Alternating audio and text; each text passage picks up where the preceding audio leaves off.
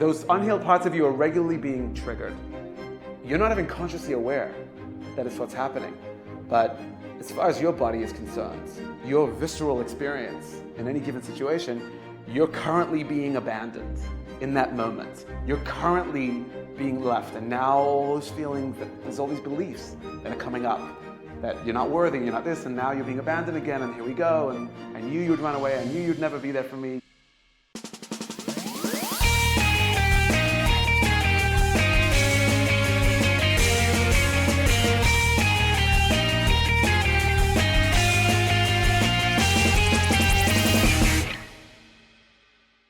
Everyone comes into marriage with wounding. You could have the best parents in the world. You're not going to get out of childhood unscathed. There's no way your parents can be there for you emotionally every time you needed them. And so there are different kind of,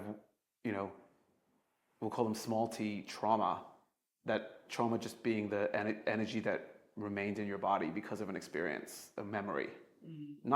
It wasn't so terrible what happened. It's just the fact that you felt isolated, let's just say you could be like a kid and a really close friend just basically abandoned you. And you didn't have the kind of relationship with your parents, or any adult for that matter, to be able to have that conversation with them and just talk about it. And for them to give context and talk you through it. So now you're just sitting there feeling abandoned with no one to talk to about it. So you'll come into your marriage now with this abandonment wound. Okay, it was never dealt with. You never spoke to anyone in your life. This is like your secret almost. And you might even be unconscious of it. And the more time goes on that you've never spoken about it, the more it becomes like this thing that it's almost like a part of you that you're ashamed of, that you don't want to share with anybody. And you might have come to the conclusion at a young age that you weren't worthy of someone's love and connection. And again, a simple, quick conversation with an adult, with a parent, would have put an end to that in a second. You would never think about it again. They would have just said the reason why he didn't show up for you today was because this happened to him and has nothing to do with you deserving it or nothing, you know what I'm saying? And then you would never think about it again. But because you never got to have that conversation, you spent the next 20 years wondering if you're worthy of friendship and closeness, or wondering if you get what I'm saying? So now you come into the marriage. And so they say, what you don't heal from your childhood, your spouse will have to deal with. Meaning so now you come into the marriage and you're showing up with this where you're regularly, or however often it is, triggering those unhealed parts of you. Those unhealed parts of you are regularly being triggered. You're not even consciously aware that it's what's happening. But as far as your body is concerned, your visceral experience in any given situation, you're currently being abandoned in that moment. You're currently being left. And now all those feelings that, as the Tanya tells us, the tail end of every thought is an emotion. So now there's all these beliefs that are coming up. That you're not worthy, you're not this, and now you're being abandoned again, and here we go, and I knew you'd run away, I knew you'd never be there for me, just like the last one, you know what I'm saying? And all these unreal, not based in reality, not based in any, and what ends up happening is if you're not aware of this, and you don't know how to show up for them, you're either going to create some level of safety for them around this wounding, or you're going to re-wound them and pour salt on the wound.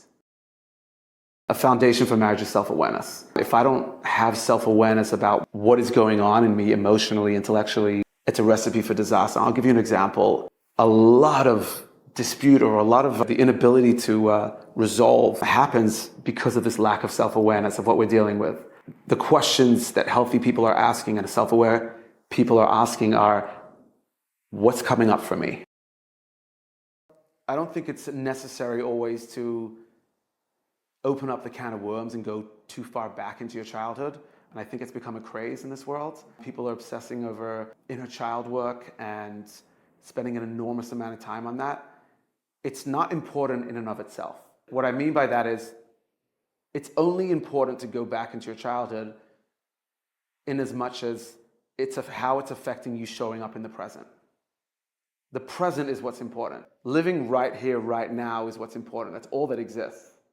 Living in the present. So if I can't show up in the present because of something that happened in the past, that's the reason I should be going back and maybe uncovering or unpacking what happened to gain some self-awareness. Again, not just to open up a can of worms and feel some resentment about where my parents could have shown up for me or where this one could have, but in order for me to gain some more self-awareness so that I can show up right here, right now, so that wounding that happened then cannot have such a strong hold on me in as far as how I'm showing up now. Does that make sense? You're healing for the rest of your life. You're gaining wisdom for the rest of your life. You're never like there, but there's a level of like independence, if you will. There's a level of like agency that I'm responsible. Not everything that I feel inside is because of what somebody said to me or what happened or did not happen. Just the awareness that I actually am responsible for that, and I have the capacity to shift and witness things in real time. Because essentially, an intimate relationship by design is going to shine a light on all your unhealed parts, like more than anything in the world. And it's the greatest blessing in the world that it's being shined on, because it's basically a part in your body saying like, hello, I need some attention here. And like, the gift of an intimate relationship is to shine a light on that, without which you'd never know. It would never get the attention that it needs. But if I'm not aware of that, I'm going to blame everyone else but myself for what this discomfort, or I'm going to want to escape it. Do you understand what I'm saying? So I'm going to put that on you, my spouse, versus how can I take responsibility for what's going on in me and what's coming up for me? While you're on this journey of like growing, you're not always going to have your needs met, and you're not always going to have what you so desire or crave in the relationship.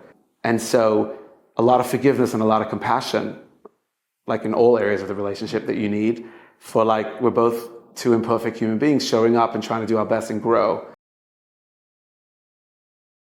So I do a lot of informal counseling. So some couples that I've been talking to recently, the issue that they're constantly dealing with every time she calls out for help, when she needs him for something, if she says it in a less than desirable way, let's just put it that way, because she's emotional, because she's going through something, he too often is personalizing it and can't really show up for her anymore. And it becomes this whole like back and forth.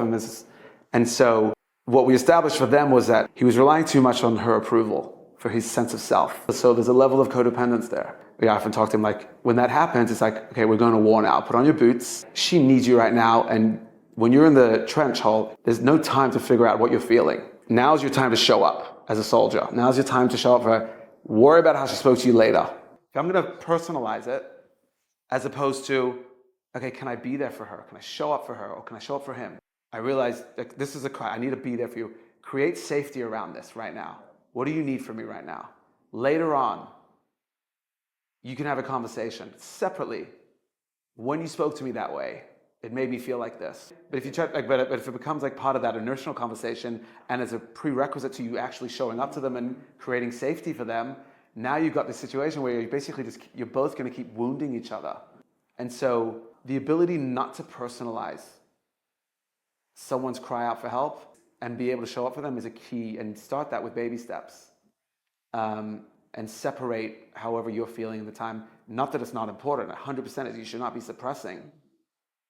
Leave it for a conversation where you could actually be effective and they can actually receive you. But if they're like in a state of crisis, they're not receiving you anyway. They don't care. Like, all they're finding is the evidence that their belief system has already told them that you're going to abandon them, and you're just providing the evidence for them. Do you get what I'm saying? Some form of a coach. Pirkei Avos says, and the Rebbe was obsessed with, having a mentor, having someone to talk to, having someone who knows you well. So call it a coach, call it a mashpia, call it a mentor, call it a therapist, call it a good friend, call it your rabbi, it doesn't matter what it is, but someone to talk to. A lot of young couples that before their wedding, I talk to a lot of couples about having a deep friendship, having deep friendships, intimate friendships outside of the marriage, and how much that's lacking today. We're turning to our marriages. A lot of couples are turning to their marriages today for what they used to, or what we ought to turn to an entire village for. So your spouse becomes in addition to being your lover and your co-parent, then your soulmate and growth mate, as we said before. They're also your therapist, your business consultant, the one you're dumping on when you're feeling you just need to let it all out. They're also your coach. They're also they're showing up as a million different things, and it's overwhelming and it suffocates the relationship. And so we need deep friendships. Like a guy needs a good friend that he can talk to about intimate things. I'm not talking about their intimate life. I'm talking about intimate to him, meaning like he's struggling financially. He's struggling with something he's going through in his life, his business, that someone that he can share with. Right. And so a lot of people are just like nuts, and they don't have anybody to talk to, and COVID made it even worse. Judaism provides the container for this through community, through synagogue. And it doesn't, by the way, it doesn't have to happen. You could, there's a lot of people that show up to synagogue and can feel completely isolated and aren't connected to anybody. But if you want to master anything, you need outside help. You need someone who you can take advice from. Most importantly, someone who's not you. So you're not just ruminating in your head. Because there's so many things you see it a certain way and you run it by someone, like they'll flip it on its head and like, oh, I never looked at it that way. And like the kid example that we gave when you were 9, you just needed someone to like reframe it for you and the whole thing is gone. So, a basketball player Kobe has a coach. The best players, the best sports, pro sports have coaches. The best in any field, the biggest CEOs, the biggest entrepreneurs, they have coaches. So it's a luxury. Not everybody can afford it. And if you can somehow get someone that can guide you and deeply understands you, a good friend is someone that most people need, and that's enough. It's someone that you can talk to. I think a lot of it is individual work. I think a lot of couples try unsuccessfully to go to couples counseling, and they fail because what they really each need is individual work, each one taking responsibility for their own work, becoming more and more self-aware of what's going on, and you can't really do that in couples therapy. It's good to like refocus the relationship and kind of like have some hard conversations that need to be mediated or whatever, or just in general to kind of check in with each other and be on the same page. But the core work here needs to be done individually.